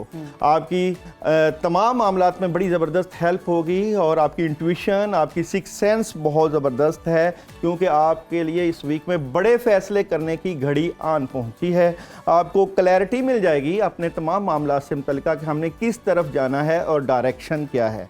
जॉब और बिज़नेस की बात करें तो जॉब और बिज़नेस पे कामयाबी इस वीक में आपके कदम चूमेगी। और जनाब अगर मोहब्बत की बात करें तो मोहब्बत में भी आपको कामयाबी मिल सकती है। और जनाब यहाँ पे ट्रैवल ज़रूर करें। और एजुकेशन तलबा तालबात अगर आप शेयरिंग करते हैं अपने दोस्तों से तालीमी मामलात में और ज़्यादा हेल्प होगी। और जनाब अगर हेल्थ की बात करें तो वॉक कर रहे हैं, हेल्थ आपकी ज़बरदस्त है। इस वीक में आयत करीमा 121 मरतबा बहुत ज़बरदस्त एनर्जी। और चौथा कैंसर। और जनाब कैंसर वालों की इस वीक की स्टोरी ऑफ द वीक की बात करें तो कैंसर इस वीक में क्या करने जा रहे हैं। कैंसर वालों के लिए इस वीक में बहुत बड़ा डिसीजन नज़र आ रहा है। अच्छा जी, कोई यहाँ से द लवर्स, लोग आपसे मोहब्बत करेंगे, प्यार करेंगे, चीज़ों में बड़ी बेहतरी फील करेंगे।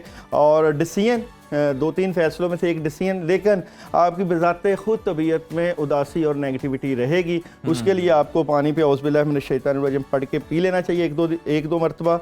जॉब और बिज़नेस की बात करें, जॉब और बिज़नेस में क्लैरिटी मिल जाएगी, कामयाबी मिलेगी। मोहब्बत की बात करें, कैंसर वालों की इस वीक में मोहब्बत में बहस और लड़ाई झगड़ा आपके मामलात को ख़राब कर सकता है। और जनाब ट्रैवल आप लोग कर सकते हैं। एजुकेशन के मामलात में प्रॉब्लम है तलबा तालबात की, बेहतर करें। और हेल्थ की बात करें, हेल्थ बेहतरीन है। और औज़ुबिल्लाहि मिनश शैतानिर रजीम 41 टाइम आपके लिए बहुत ज़बरदस्त रहेगा। लियो वालों की इस वीक की स्टोरी ऑफ द वीक की बात करें तो लियो वाले इस वीक में अपने मामलात को हैंडल करने के लिए स्ट्रगल करते हुए नज़र आ रहे हैं। अगर आपके अखराजात कंट्रोल ना हुए तो आपके लिए प्रॉब्लम हो सकती है। मामलात में कुछ डिले है, उदासी है, अभी प्रॉब्लम क्रिएट हो सकती है। बट आप अगर पॉजिटिव सोच के अपने मामलात को और ज़्यादा बेहतर करेंगे तो बहुत ज़बरदस्त रहेगा। ओवर थिंकिंग नहीं करनी। जॉब और बिज़नेस की बात करें लियो वालों की इस वीक की, तो जॉब और बिज़नेस में बैलेंस करने की कोशिश कर रहे हैं, मेंटेन कर रहे हैं। और मोहब्बत की बात करें तो मोहब्बत बहुत ज़बरदस्त है आप लोगों की। ट्रैवल आप लोग इस वीक में में कर सकते हैं बार बार। एजुकेशन के मामलात बहुत ज़बरदस्त हैं। और जनाब हेल्थ की बात करें, हेल्थ आपकी प्रॉब्लम की तरफ आप जा सकते हैं। सूरह फातिहा 2 मरतबा, आयतुल कुर्सी 11 मरतबा, पानी पे दम करके 3 दिन पिएँ, आपकी सेहत के इशूज़ और भी इशूज़ सॉल्व हो सकते हैं। विर्गो वालों की इस वीक की स्टोरी ऑफ द वीक की बात करें तो विर्गो वाले इस वीक में क्या करने जा रहे हैं, तो विर्गो वालों के लिए ये वीक बहुत प्रोडक्शन वाला है, क्योंकि आपकी एनर्जी बहुत ज़बरदस्त और सॉलिड फैसले हैं और कोई एक बड़ी खबर मिल सकती है। आप लोगों को खबर है पैसों से मुतल्लिका, आपके माली मामलात से मुतल्लिका, आपके वो मामलात जो रुके हुए हैं वो आपको बेहतरी की तरफ आपके फैसले, मैं आपको एंड पे निबड़ूंगा। और जनाब जॉब और बिजनेस की बात करें तो वही कि आप अपने माली मामलात को कंट्रोल कीजिए। मोहब्बत की बात करें तो क्लैरिटी मिल जाएगी। ट्रैवलिंग की बात करें तो ट्रैवलिंग अभी ना करें। और एजुकेशन की बात करें तो बहुत ज़बरदस्त है। और हेल्थ की बात करें तो हेल्थ आपकी स्ट्रॉन्ग है। इस वीक में आप लोग सूरह इखलास 21 मरतबा पढ़ के अपने मामलात को बड़ा ज़बरदस्त कर लेंगे। नेक्स्ट हॉरोस्कोप है जी लिब्रा। लिब्रा वालों की इस वीक की स्टोरी ऑफ द वीक की बात करें तो लिब्रा वाले क्या करने जा रहे हैं, कार्ड्स की एनर्जी क्या कहती है, और मलिक साहब थोड़ा सा वेट करें। लिब्रा वालों की इस वीक की स्टोरी ऑफ द वीक, तो लिब्रा वाले इस वीक में काफ़ी कामों से मुतल्लिका बड़े फैसले कर रहे हैं। आप लोगों के ऊपर आपके हासदीन की निगाह है। आप जो भी पोजीशन कर रहे हैं अपने मामलात को छुपा के रखें। आपकी स्पिरिचुअलिटी और रूहानियत में बहुत पॉजिटिविटी है और बैलेंस कर रहे हैं अपने तमाम मामलात को। तो लिब्रा वाले 70-30 की एनर्जी है, 30 एहतियात है और 70 आप लोग जो है वो अपने मामलात में बड़ा पॉजिटिविटी देखेंगे। जॉब और बिजनेस की बात करें तो बहुत ज़बरदस्त एनर्जी है। मैरिज और रिलेशन में भी बड़ी खबर मिल सकती है। ट्रैवलिंग आप कर सकते हैं। एजुकेशन के मामलात मेहनत करनी चाहिए तलबा तालबात को। और हेल्थ आप लोगों की 50-50 है। पढ़ने के लिए आप लोग जो है लाहौर वाला कुव्वता इल्ला बिल्ला 21 मरतबा। स्कॉर्पियो बुर्ज अक़रब आने वाले वीक की स्टोरी ऑफ द वीक की बात करें तो कोई डॉक्यूमेंटेशन से मुतल्लिका मामलात आपको फेस करने पड़ सकते हैं। बैलेंस करेंगे अपने तमाम मामलात को लेकर और मुस्तकबिल की प्लानिंग और आने वाले वक्त की क्लैरिटी इस वीक को आपको फील होगी। जॉब और बिजनेस की बात करें तो डिसीजन है और बेहतर डिसीजन लेंगे आप इस वीक में। मैरिज और रिलेशन बहुत ज़बरदस्त है। मोहब्बत में कामयाबी, मोहब्बत में बेहतरी। ट्रैवल आप ना करें, प्रॉब्लम हो सकती है। एजुकेशन में भी तलबा तालबात के लिए डिस्टर्बेंस है। हेल्थ आप लोग गुस्सा आपकी सेहत को ख़राब कर सकता है। इस वीक में आप लोग अपने मामलात के लिए सूरह नास 11 मरतबा रोज़ाना पढ़ के अपनी स्पिरिचुअलिटी को भी बढ़ा सकते हैं। सेजिटेरियस वालों की इस वीक की स्टोरी ऑफ द वीक की बात करें तो सेजिटेरियस वाले इस वीक में नई अपॉर्चुनिटीज़ के साथ नज़र आ रहे हैं। आपके मामलात बहुत ज़बरदस्त रहेंगे। आपके वालिदैन आपके इर्द गिर्द और साथ देने वाले आपका साथ देते हुए नज़र आ रहे हैं। डिसीजन आप ले सकते हैं और डिसीजन आपकी फैमिली से मुतल्लिका, आपके रिलेशन से मुतल्लिका बहुत ज़बरदस्त रहेगा। जॉब और बिज़नेस की बात करें तो जॉब और बिज़नेस में अभी डिले है, बड़े फैसले ना करें, समझ नहीं लग रही कि क्या फ़ैसला करना है। और मैरिज और रिलेशन बहुत ज़बरदस्त रहेगा। ट्रैवलिंग की बात करें तो ना करें, ट्रैवलिंग प्रॉब्लम हो सकती है। एजुकेशन बहुत ज़बरदस्त है और हेल्थ भी ज़बरदस्त है। इस वीक में सलामुन कौलन में रब्बे रहीम 41 टाइम बहुत आपकी रूहानियत को बढ़ा देगा। कैप्रिकॉन वालों की इस वीक की स्टोरी ऑफ द वीक की बात करें तो कैप्रिकॉन इस वीक में बहुत सी चीज़ों को पॉजिटिव लेकर चलेंगे। आपकी रूहानियत, ज़ाहरी मामलात, तमाम मामलात बड़े पॉजिटिव नज़र आते हैं। डिसीजन ले रहे हैं और सोच विचार कर रहे हैं। अपने मुस्तकबिल की प्लानिंग करने के लिए बहुत कुछ है आप लोगों के लिए और इसके लिए आपको बेहतर प्लानिंग आपके आने वाले वक्त की कामयाबी और आपके बेहतर मुस्तकबिल की ज़ामन हो सकती है। जॉब और बिज़नेस की बात करें तो अभी जॉब और बिज़नेस में उन लोगों से बचें जो आपके मामलात ख़राब कर रहे हैं, नेगेटिविटी फैला सकते हैं। मैरिज और रिलेशन बहुत ज़बरदस्त है, कामयाबी मिलेगी। ट्रैवल आप लोग कर सकते हैं और एजुकेशन तलबा तालबात की डिस्टर्ब है। हेल्थ की बात करें तो हेल्थ आपकी स्ट्रॉन्ग है, पहले से बेहतर है। और इस वीक में आप लोगों के लिए सूरह इखलास 21 मरतबा बहुत ज़बरदस्त एनर्जी लेकर आएगा। आगे चलते हैं, हम बात करते हैं कैप्रिकॉन हो गया। यस।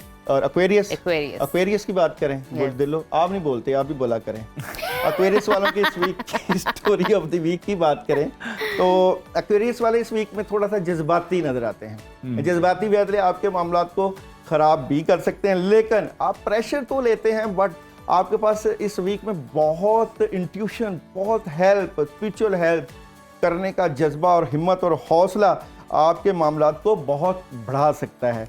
अच्छा जी, आप लोग इस वीक में टेंशन ना लें, जी और जीने दो पे चलें और ज़्यादा से ज़्यादा कामों में हाथ डालें। जॉब और बिजनेस की बात करें, बहुत ज़बरदस्त है। मोहब्बत की बात करें, कामयाबी मिलेगी।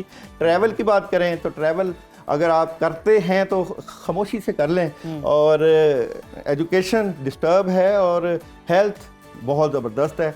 इस वीक में आप लोगों के लिए जो है औज़ बिल्लाहि मिनश शैतानिर रजीम 21 मरतबा और बिस्मिल्लाहिर्रहमानिर्रहीम भी 21 मरतबा पढ़ना। आखिर में पाइसेस वालों की इस वीक की स्टोरी ऑफ द वीक की बात करें तो पाइसेस वाले इस वीक में क्या करने जा रहे हैं। पाइसेस वाले बहुत ज़बरदस्त एनर्जी के मालिक नजर आते हैं। आप लोग इस वीक में ज़्यादा एनर्जेटिक होकर काम करेंगे तो और ज़्यादा हेल्प होगी। प्लान करें, अगर आप वीज़ा वगैरह के लिए, इमिग्रेशन के लिए अप्लाई करना चाहते हैं तो वहाँ भी हेल्प होगी।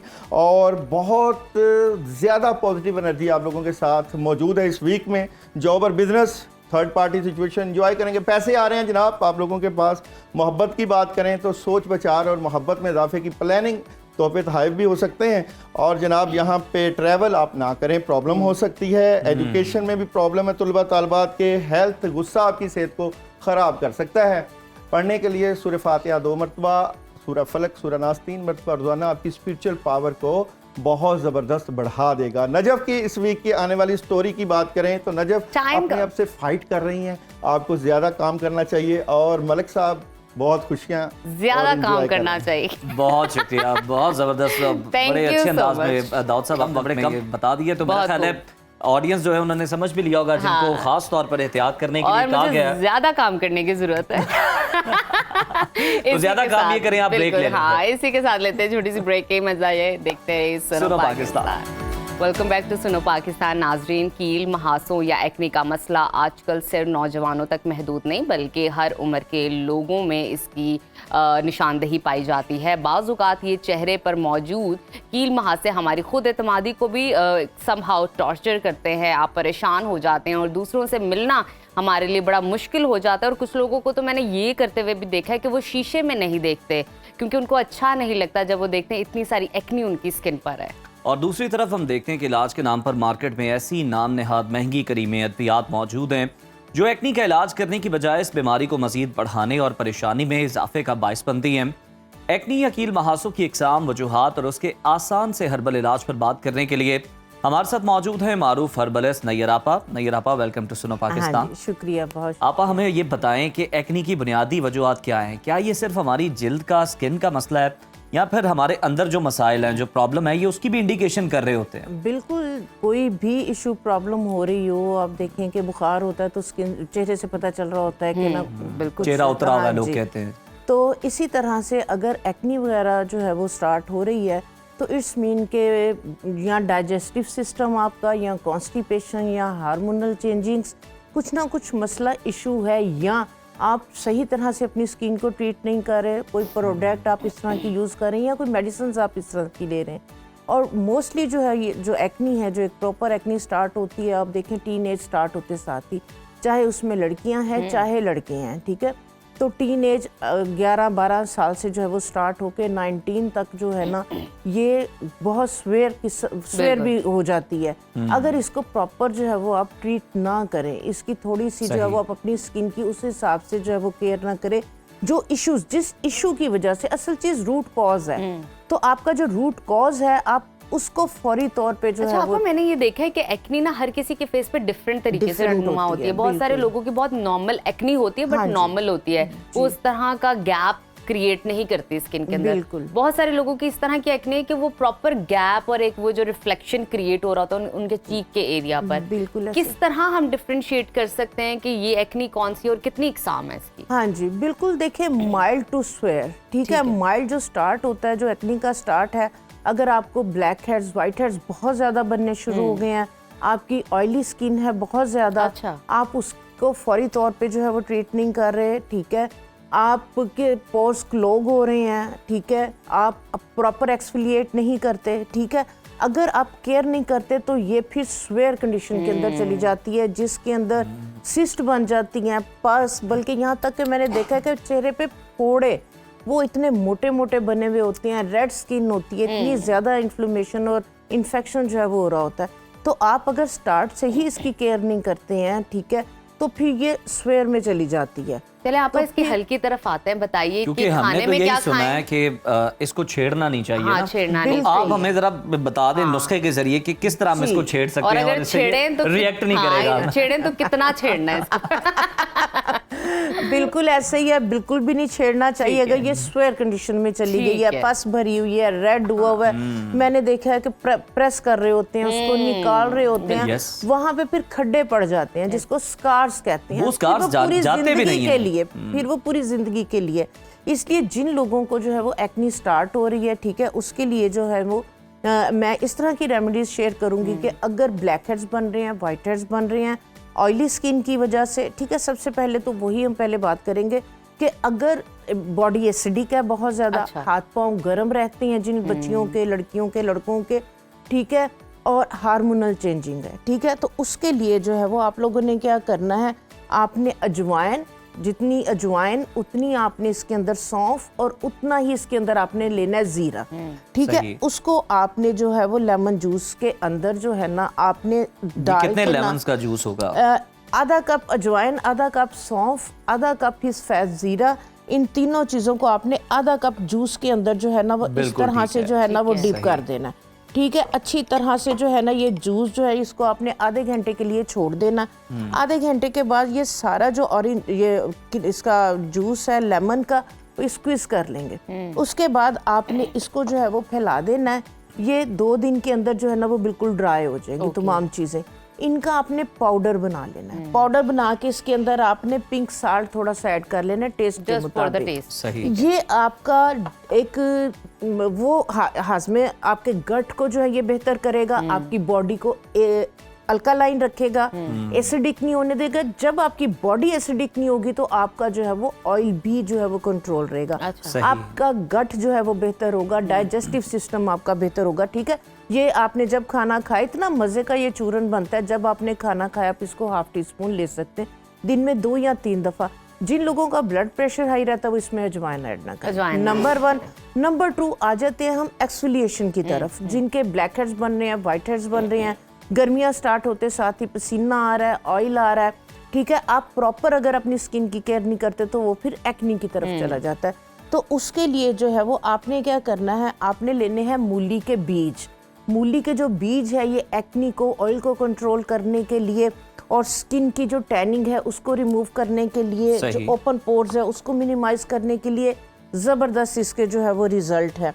सब ये चीज़ें बराबर क्वांटिटी के अंदर लेनी है। कुछ माल्टे के जो छिलकी है उसका हमने पाउडर ले लेना है। नीम के पत्ते खुश्क करके इसका हमने पाउडर ले लेना है। मुल्तानी मिट्टी इसके अंदर हमने जो है वो ले लेनी है। और गेंदे के फूल खुश्क करके, गेंदे के फूलों की ये क्वालिटी आजकल मैंने देखा है क्यारियों में भरे हुए हैं। मुझे लाना याद नहीं रहा, मुझे था कि मैं सुबह लेके जाऊंगी। तो गेंदे के फ्रेश फूल अगर लगे हुए ना, जिन लोगों की सिस्टिक एक्नी है, सिस्ट बन गई हुई है, आप अगर डेली बेसिस पे गेंदे के फूलों की पंखड़ियों को हाथ के ऊपर डालें, उनको मसल के ज़रा सी ग्लिसरीन डाल के आप उसकी जो जेल सी है ना वो अपनी सिस्टिक एक्नी के ऊपर डेली बेसिस पे लगाना शुरू कर दें। जिन ब्लैक हेड्स वगैरह का मुंह नहीं बन रहा वो उसको जो है वो मुंह बन के बाहर निकाल देगी। तो आपने इन सब का जो पाउडर है बराबर क्वांटिटी के अंदर लेना है और ये आप जो है वो एक जार में डाल के रख ले। आपने क्या करना है, इसको 1 दिन छोड़ के 1 दिन, ठीक है, आपने दही के अंदर इसकी पेस्ट बनानी है। रात में फेस को वॉश कर लिया, इसकी पेस्ट बना के अपने पूरे फेस के ऊपर आधे घंटे के लिए छोड़ दें। आधे घंटे के बाद आपने इसको थोड़ा सा वेट करना है, गीला करना है, हल्के हल्के हाथों से मसाज करते हुए वॉश कर देना, ठीक है। इसके साथ आपके ब्लैक हेड्स, आपके वाइट हेड्स, आपके क्लोक पोर्स को डीप पोर क्लींजिंग करेगा और आपकी टैनिंग को जो है ये रिमूव करेगा।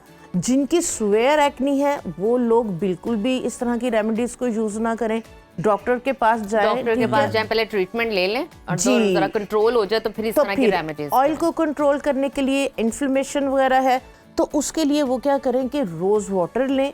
रोज वाटर के अंदर 1 बड़ी चुटकी के बराबर फटकड़ी और 1 बड़ी चुटकी जो है वो नौशादर की, बस ये चीजें डाल के रोज वाटर के अंदर एक टोनर जो है वो बना के रख लें। जब फेस को वॉश करें वो उसको फेस के ऊपर स्प्रे करें। अगर ऑफिस वगैरह या कॉलेज जा रही हैं पढ़ने वाली बच्चियां तो वो क्या करें, जो ड्राई वाइप्स होती हैं, ये वाला जो टोनर बनाया हुआ है उन वाइप्स पे डाल के उसको किसी पॉलीथीन के बैग के अंदर डाल के उसको बैग में रख लें, ठीक है। तो उसके साथ जो है वो चेहरे को वाइप ऑफ करें। वो एंटीसेप्टिक प्रॉपर्टीज हैं उसकी, तो उससे ये होगा कि जो बैक्टीरिया है सीबम की वजह से, ऑयल की वजह से, डस्ट की वजह से आपकी स्किन के ऊपर बैठा हुआ है, तो वो रिमूव हो जाएगा।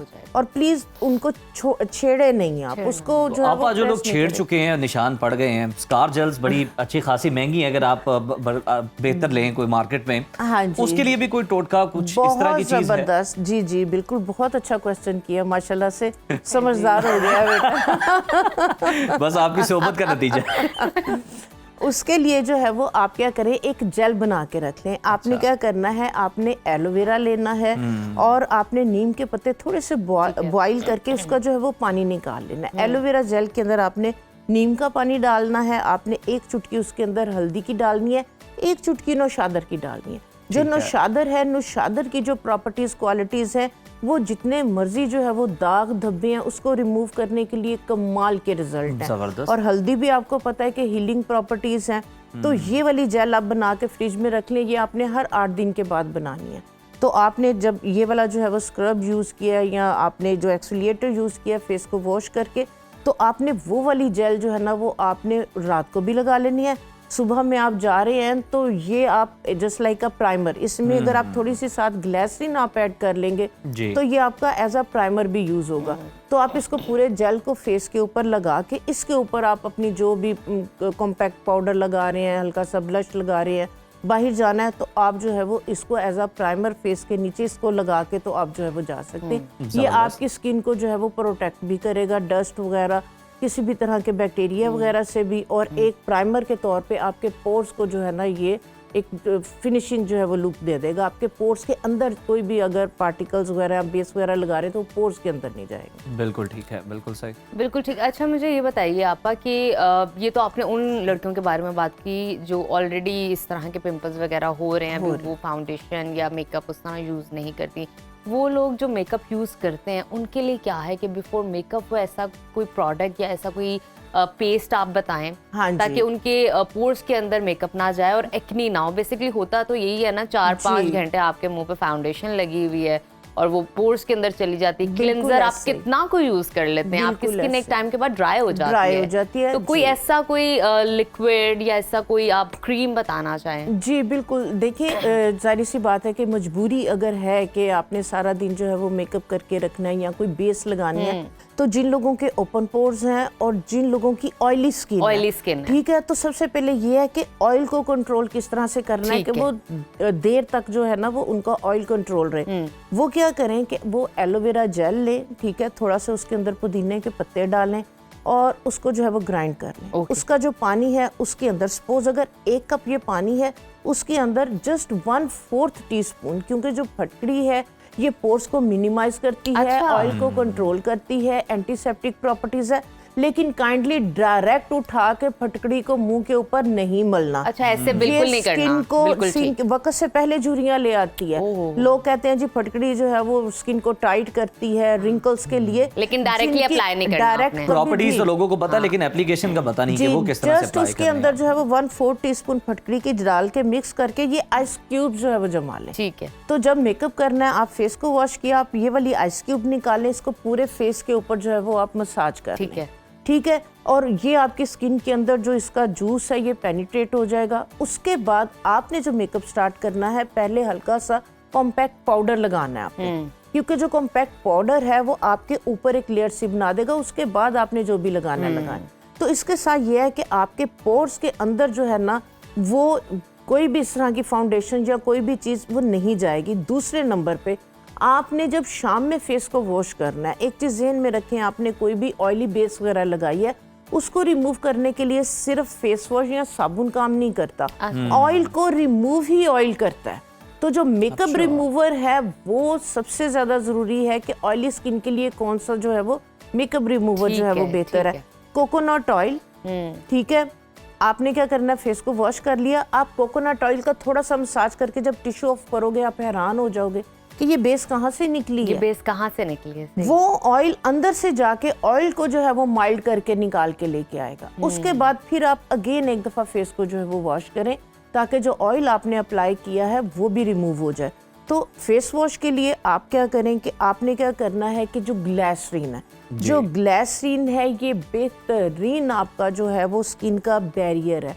आपने कोई भी फेस वॉश ले रहे हैं, आपने फेस वॉश के अंदर थोड़ी सी ग्लिसरीन ऐड कर लेनी है, तो इसके साथ आप फेस वॉश उसके साथ आप देखें कि आपका एक तो फेस वॉश माइल्ड हो जाएगा और दूसरे नंबर पे जो ग्लिसरीन है, जैसे ब्रेक में भी बात हो रही थी, एंटीसेप्टिक प्रॉपर्टीज हैं, एंटी इन्फ्लेमेटरी है, तो ये भी वैसे भी आप ग्लिसरीन का जिक्र अक्सर ही करती रहते हैं कि इसकी इतनी सारी प्रॉपर्टीज हैं, हेल्दी है, लेकिन आपने डायरेक्ट बिल्कुल भी अप्लाई नहीं करना। हाँ जी, डायरेक्ट माइल्ड करके क्योंकि मैंने अपने सराउंडिंग बहुत सारे ऐसे लोग देखे जो डायरेक्टली अप्लाई नहीं करना। बिल्कुल ठीक है, बहुत शुक्रिया आपा, आपकी मौजूदगी का बड़ा अच्छा लगा आपसे मिलके, और आपकी प्यारी प्यारी बातें और टिप्स, क्या ही बात है। इंशाल्लाह मजीद मुलाकात होगी। तो नाज़रीन, ये था हमारा प्रोग्राम, उम्मीद है आपको पसंद आया होगा। अपने फीडबैक से आगाह कीजिएगा। कल दोबारा आपसे मुलाकात होगी सेम टाइम में। देखते रहिए सुनो पाकिस्तान।